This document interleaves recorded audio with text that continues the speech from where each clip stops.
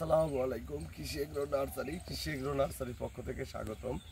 আমার ঠিকানা দিয়ে থাকি জেলা নাটোর, থানাবাড়ি গ্রাম তালসো কুন্ডুপাড়া। আমি মোহাম্মদ আমিরুল ইসলাম। তো এখানে দেখতে পাচ্ছেন 10 বিঘার প্রজেক্ট। এখানে নাটোরের এক লতিরাজ কচু চাষ করা আছে। তো এই কচুটা রোপণ করার বর্তমানে সিজন।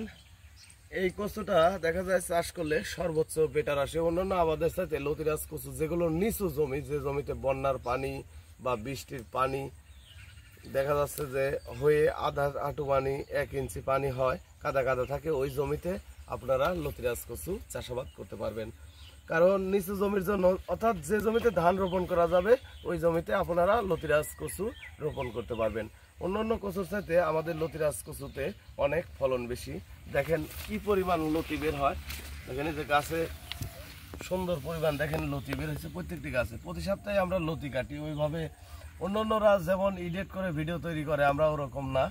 কারণ আমাদের এটা প্রজেক্ট নেয়া, আমরা সম্পূর্ণ প্রতি সপ্তাহে লতি কাটি। যখন এই সাইজটা লতি হয়ে যায় সাথে সাথে আমরা কেটে ফেলি। প্রতি সপ্তাহে একদিন করে আমরা লতি কাটি। এই কচুটা লাগানোর নিয়ম, লাইনে 1 হাত পর পর, এক লাইন থেকে আর এক লাইন 1.5 হাত পর পর এই কচুটা রোপণ করার নিয়ম। দেখতে পাচ্ছেন কি সুন্দর লতি।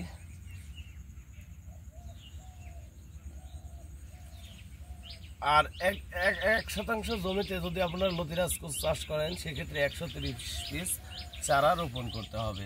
অর্থাৎ প্রতি বিঘাতে 4200 পিস চারা রোপণ করতে হয়। তো আমরা বাংলাদেশের প্রতিটি জেলায় এই লতিরাজ কচুর চারা পাইকারি দামে সেল দিচ্ছি 2 টাকা পিস হিসাবে। আপনারা যদি লতিরাজ কচুর চারা সংরক্ষণ করতে চান তাহলে অবশ্যই আমাদের সাথে যোগাযোগ করবেন।